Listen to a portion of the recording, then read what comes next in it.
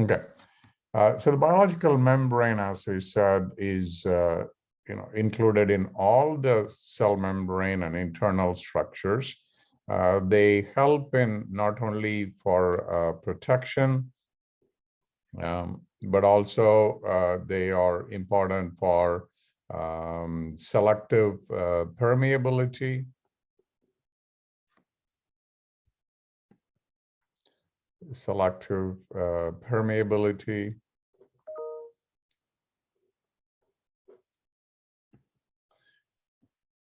communication, cell communication, like whatever we recognize in terms of signals, that's a cell membrane is the one that will perform. And a lot of enzyme function. Okay. And also the immunity or immune response also is a recognition based on the cell protein, like the COVID-19, the crown-like proteins. So that is recognized by ACE receptors. So they are involved in the cell response and allowing certain virus or other particles to come in or not. Okay. And in addition to that, this is also critical for the structure and shape of the cell. It's all depending on, and last is anchoring. So this is all like in multicellular organism. All these are included as the functions. So the next, we are going to look at the structure and composition. Structure and composition. So what are the components of the biological membrane, and what is the main purpose of each component is what we're going to look at. Okay. So as all of you know, the predominant or the major component of biological membrane is phospholipids. The phospholipids have the phosphate head group that are polar in nature, the phospholipids. So these two are polar, and hence they are hydrophilic. And the middle part is non-polar. Okay, and hence hydrophobic is something important to understand to appreciate the structure of the cell membrane and also their function. Okay, so these are all so they are critical for the main structure of the membrane. They're also critical for selective permeability, and they are important also in addition to the structure, select permeability. One more thing is called fluidity. That's the right term I was looking for, fluidity, how fluid the membrane becomes. Okay, and we will see how the different types of fatty acids, this based on saturated or unsaturated fatty acids, the fluidity vary, saturated or unsaturated. That's what affects the fluidity. Okay. So the next thing is they all have membrane proteins. These are all, they're going through the entire phospholipid bilayer.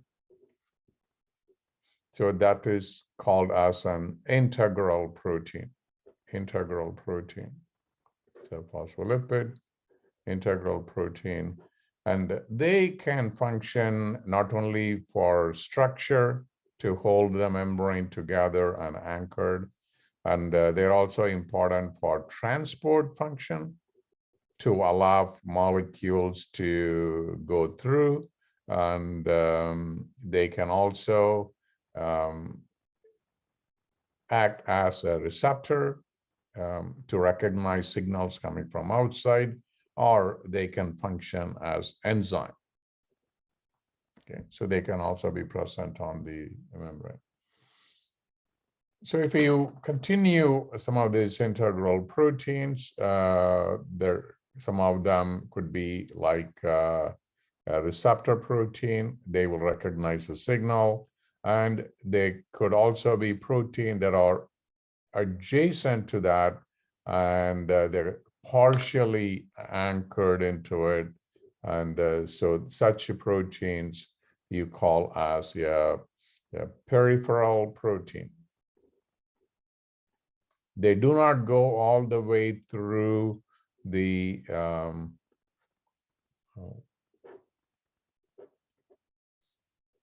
phospholipid bilayer. If they are halfway through, they're called anchored protein. If they are totally outside, it's called a peripheral protein. And the phospholipid bilayer kind of continues like that. And what is the role of this peripheral or anchored protein?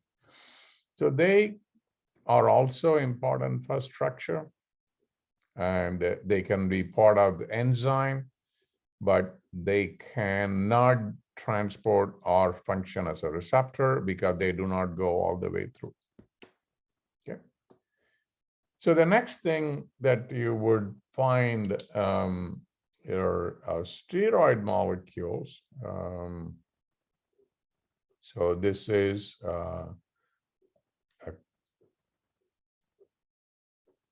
cholesterol or other types of sterol molecule. They are part of this membrane structure. So these are sterol because they have a hydroxyl group. And this can be for the structure of the membrane and also for the fluidity of the membrane. So they affect the fluidity of the membrane. And the example of the steroid is cholesterol. Or in plants, they do not have cholesterol, only animals have cholesterol. So these are called phytosterols. That's plant sterol. Okay. So continuing the phospholipid bilayer like this, and so you can keep going. Some of the phospholipids are the proteins, and I'm going to put one more protein here. So just to complete this, they may have structures that kind of stick out. Okay, so these are called oligosaccharide. So these are individual sugar units in there. And so this can go on, and this can also be present on the lipid part. Okay, so this is, so they are short chain polysaccharides called oligosaccharides. So these are called oligosaccharides.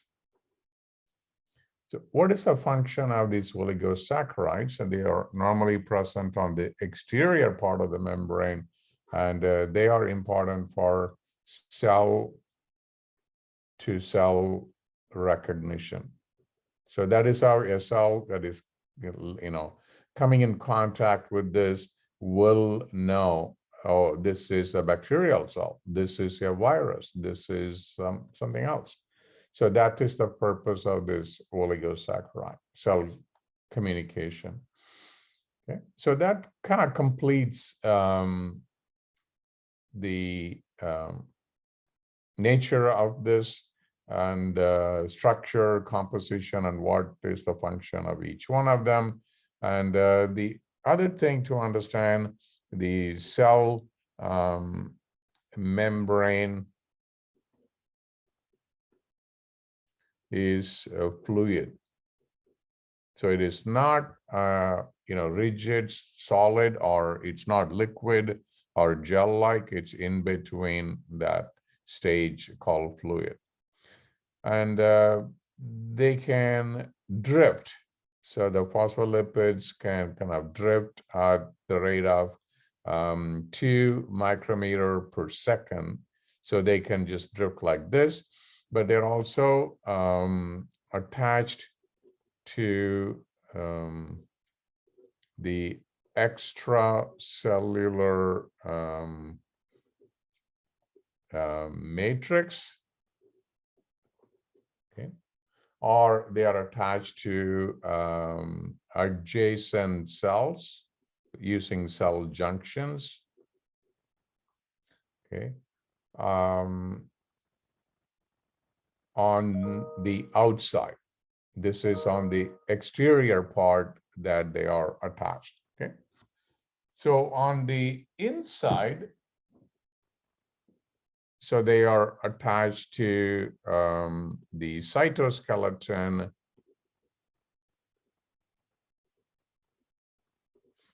elements like microtubule and microfilaments inside the cell. Okay, all right. So any question so far? You all understand the different components and what each component is used for, or their functions are. Could you explain the function of the steroid again? Yeah, function of a steroid is to maintain the fluidity. Like if you don't eat any animal product or milk products, the body will continue to make steroid. You will have cholesterol because the membrane fluidity depends on the content of saturated or unsaturated fatty acid and cholesterol. And we have a question in Square Cap as to how cholesterol helps in the fluidity. And the plants don't make cholesterol, but they make sterol called phytosterol. Okay, good question.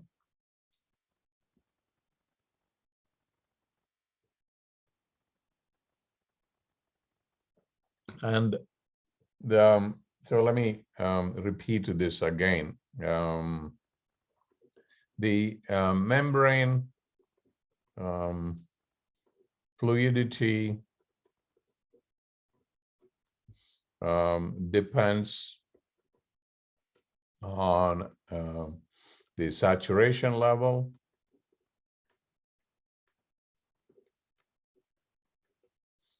of fatty acids, and the sterol content.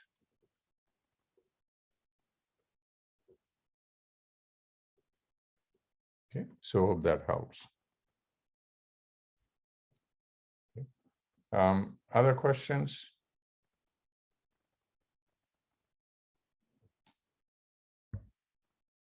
Okay, so the next thing to understand is cell transport mechanism.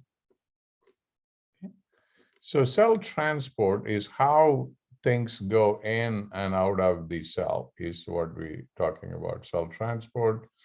And so there could be small molecules and medium-sized molecules, and I'll give you examples of small and medium, and large molecules. Okay. So we need to also understand how these molecules can be polar or non-polar. So the polar small molecules are going to be like water is polar, and ammonium is polar, and then the medium is like glucose is polar, and amino acids are polar. Okay, and then non-polar small molecules are O2, CO2, and methane, CH4. These are all considered as a nonpolar. And in the medium, sterols are considered nonpolar, or carotenoids are considered as nonpolar medium size. In the large molecules, the polar molecules could be DNA, RNA, and so many of the storage polysaccharides.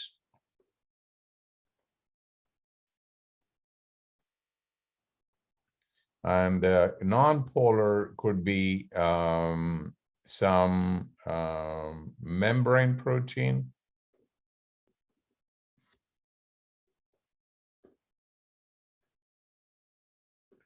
And lipid bodies, large lipid structures. These are not just one lipid, there are multiple lipids. And also structural polysaccharide. Structural polysaccharides. Okay. So once you understand this, how these things are going to go in will depend on the polar, non-polar nature of this molecule, is what I'm going to go through next. Okay. So remember, how the polarity affects the membrane, because if you look at the structure of this membrane, this is the function here. All this interior part is non-polar. Okay. So the polar molecules need to go through proteins like this. Okay, so the polar molecules need to go through proteins that is called as a facilitated diffusion. So non-polar molecules can easily kind of wiggle through the way, because predominantly it is non-polar. The membrane is non-polar. Okay, so let me transition to that transport part.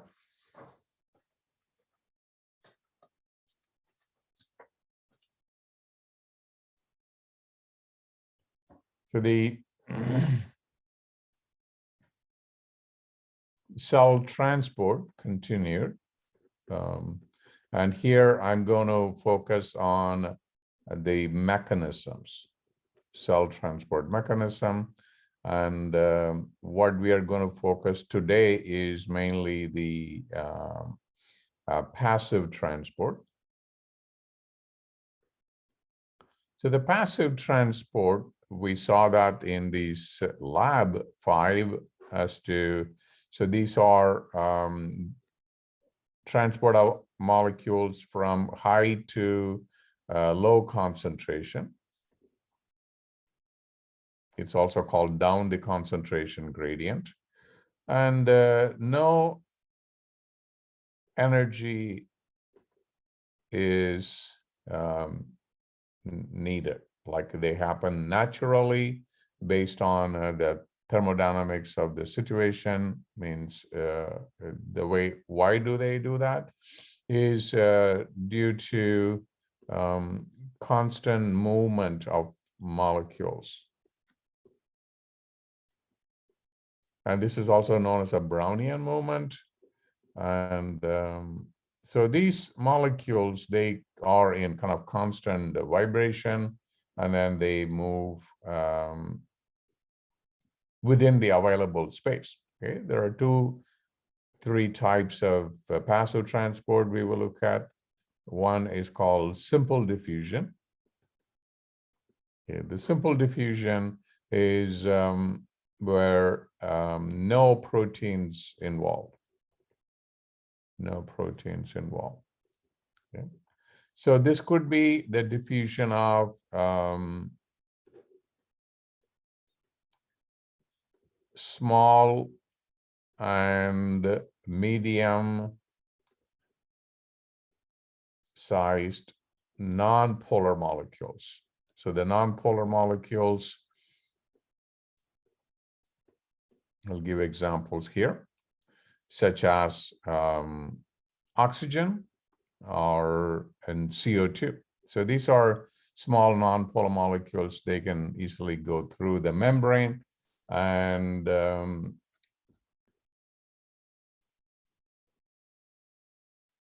there can also be simple diffusion of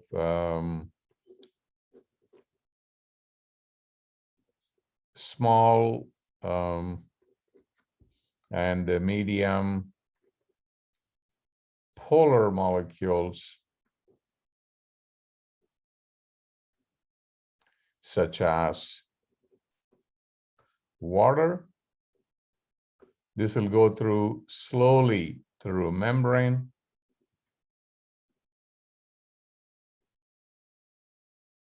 or within the cell's cytoplasm. So within the cytoplasm, there is a region of high concentration of calcium. So they can go through from high concentration to low concentration. They don't need any protein. Then comes facilitated diffusion. Facilitated diffusion.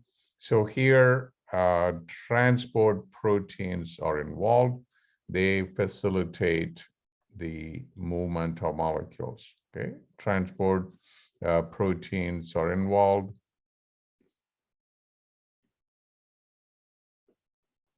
Okay, and what do they do to transport or move small and medium sized molecules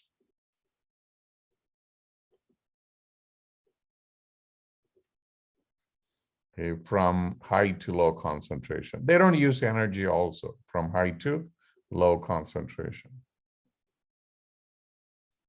And the dialysis membrane is a totally different. There's no protein involved.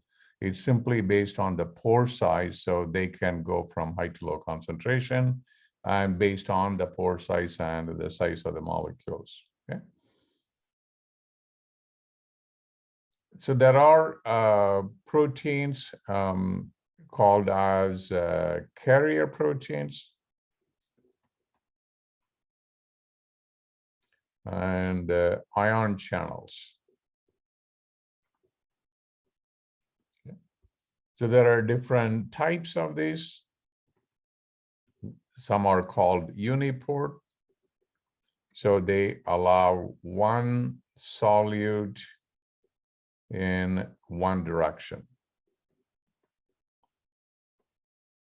Okay, so if this is the protein, one solute goes in one direction, is a uniport. Or they can be symport, two solutes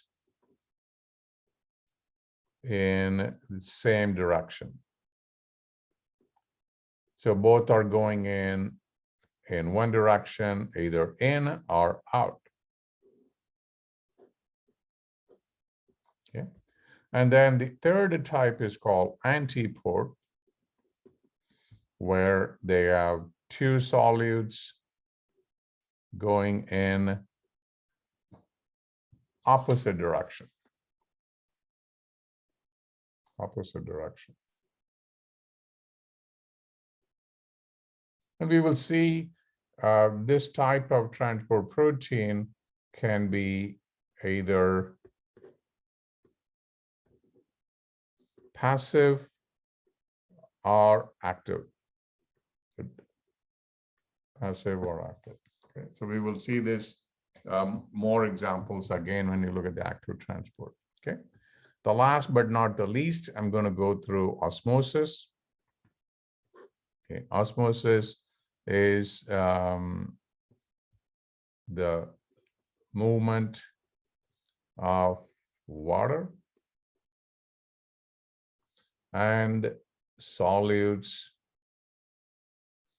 through a selectively permeable membrane.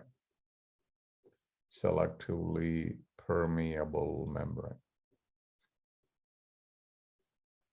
And that's again from high to low concentration. So this cannot go low to high. Concentration of water or solutes. So water goes from high to low concentration of water. Solutes go from high to low concentration of solutes. Okay. So now the way things move in plant cell and animal cells, so you can think of hypotonic solution or hypoosmotic solution, or isotonic solution or isoosmotic solution, or hypertonic solution. There are two: a low solute, same solute, and high solute in the solution. Okay. So if you put an animal cell, they are going to behave differently in a hypotonic solution when there is more water outside, less solute outside. They will swell and burst because water keeps coming in and animal cells have no cell wall. They can't contain that pressure. In isotonic, they are stable. This is how animal cells like to be. In hypertonic, they will shrivel. They will lose water and shrivel. Okay. Plant cells, on the other hand, they have cell wall. So what they can do in a hypotonic situation, they remain swollen. It's called turgid. Turgid. This is what the plant cells like to be, turgid, just with the pressure on. In isotonic, the same is called flaccid. It's kind of limpy, and they don't like to be in this stage. It's not much pressure. It's like underinflated tire, and this is like fully inflated tire. And here, the cytoplasm will lose water, and they will break apart, called plasmalized. Plasma is a cytoplasm, lysis means breakdown. Okay, so that's how the plant cell likes to be turgid, and the animal cells like to be stable in this isotonic solution. That's why, somebody admitted to the hospital, they don't give them distilled water in the IV, they give them saline solution, phosphate buffered saline solution. Okay, so that's it for the lecture.